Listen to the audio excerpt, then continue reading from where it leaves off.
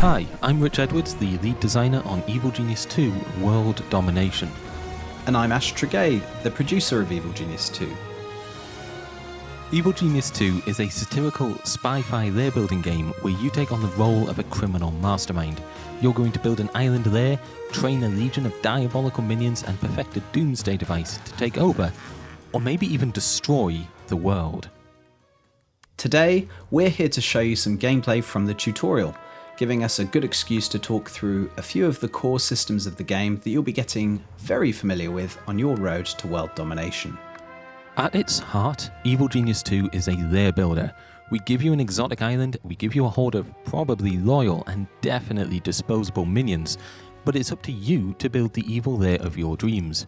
We've also given you a powerful set of construction tools to achieve this, ensuring that everyone can make something cool, but those of you who really want to flex your inner genius can make something that even the most determined do-gooder will struggle to survive. At this point in the tutorial, we're laying down orders for a brand new barracks. This will increase the size of our minion workforce and, I suppose, allow a few more of them to get some sleep. As you can see here, we don't limit you to simple rectangles. In this instance, we've chosen to give our minions a semblance of privacy by leaving the walls intact.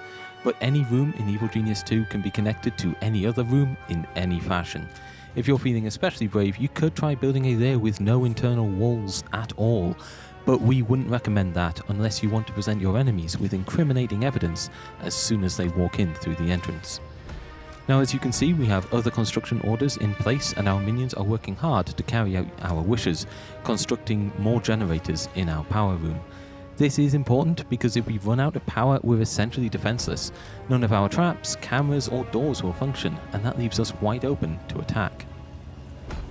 The name of the game is World Domination, so as cozy as our fledgling lair is, we will have to actually send our simple minions out into the world at some point, if we're ever going to take it for ourselves.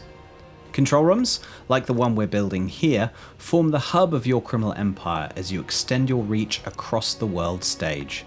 These radio repeaters will provide us with broadcast strength. The more broadcast strength we have, the more criminal networks we can support, and the higher the level of any one criminal network, the greater the broadcast strength required to maintain it. And this is the world stage where you run your global operations. At the start of Evil Genius 2, the world is watched over by 5 forces of justice. Each of these organizations has a range of dangerous agents to deploy against you, not least of which are their relentless super agents. Together they make the world a good and righteous place, and we just can't have that. So let's establish a criminal network. First we'll select a region, then dispatch a small force of minions to scout it for various opportunities. Minions leave our lair via the helipad, and once they've constructed a permanent presence in the world, those minions will get up to all sorts of petty crimes. This sends a small trickle of gold back to the lair, and soon we'll be able to send additional minions to complete a variety of evil schemes.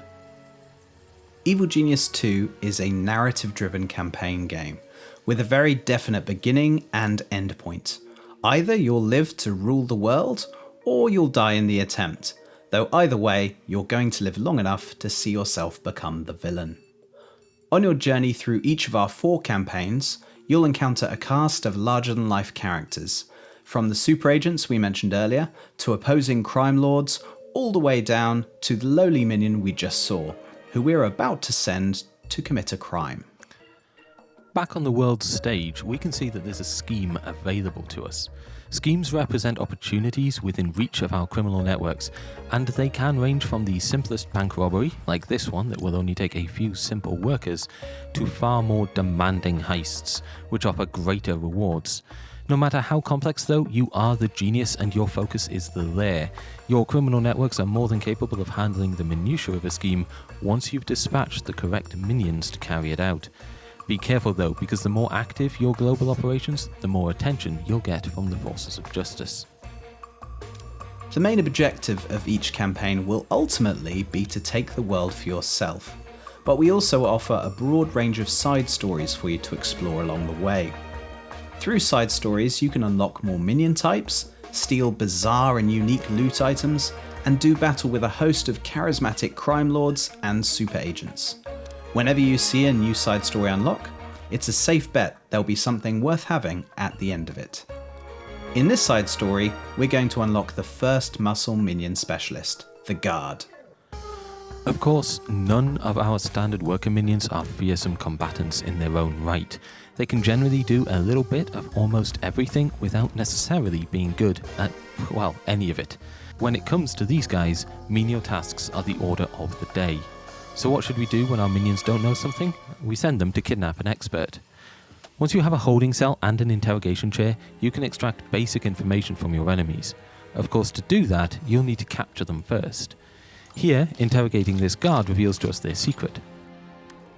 Punching bags.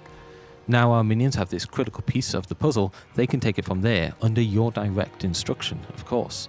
Once we've built a number of these items, we can train as many guards as we want, significantly improving the defenses of our lair. In the dev team, we talk a lot about the shoot them you idiots paradigm.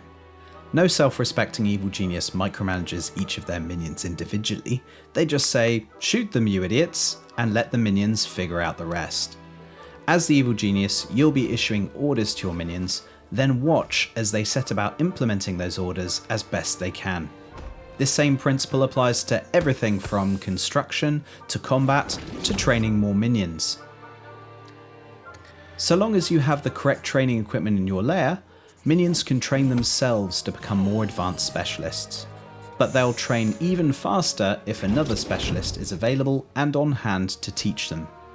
Kidnapping that guard has caused the forces of justice to take at least a passing interest in our lair, and their first agent has just arrived, an investigator. Investigators are standard agents here to find evidence of suspicious activity. If they find anything and live to tell the tale, they will report back, and the forces of justice will dispatch more dangerous agent types. Be careful though, because if they don't report back, well, that's just a little bit suspicious too, and there's only so many highly trained, fully armed agents who can go missing before someone raises the alarm. Speaking of raising the alarm, we have our own. High Alert can be activated at any time to force your minions to defend the lair. In practical terms, this means they abandon any non-essential activities, such as eating and sleeping, and decide instead to patrol the corridors looking for intruders. Or at least your guards will. Your more cowardly minions may take the opportunity to hide instead. To repeat what we talked about earlier, we use the shoot them you idiots paradigm a lot. This time we mean it literally. If we want our minions to take care of this agent, we're going to need to issue a direct order. So let's drop the lair into high alert, select the intruder, and tag them for termination. Our minions should be able to take it from there, although if you're feeling particularly bloodthirsty, your genius can get involved too. Be careful though, because if you die, that's it, game over. So whilst our guards are more than capable of taking on a standard agent, there are of course bigger threats to our plans. Before any of those threats rear their head and ruin our day, we should look to recruit someone more powerful. We should recruit a henchman. Henchmen begin the game scattered across the world stage as crime lords in their own right. Through side stories, you can choose which of these crime lords you want to defeat and which you want to convince or coerce to join you at your table. At this point, we're still getting started and a number of crime lords are eager to join our organisation on the ground floor. This means they can be more easily persuaded, but this is an important decision. Once we make a choice between them, the others will resent us for not choosing them, and we can expect to make a few enemies as a result. In this example, we've chosen to recruit Eli Barracuda Jr., a powerful melee henchman with a couple of unique abilities of his own, and a familiar face to fans of the original evil genius. Eli's charm ability can be used tactically in the cover operation to convince an agent that they shouldn't worry about what's behind the large ominous doors at the back of the casino, that actually they really don't want to be there, and they should probably just leave the island immediately. When a more direct approach is called for, Eli's silver revolver turns him into a dangerous ranged combatant, at least for 6 deadly shots. Now all this takes place within the tutorial, and is just a small sample of what awaits you in your own journey towards world domination when Evil Genius 2 launches on Steam on March 30th.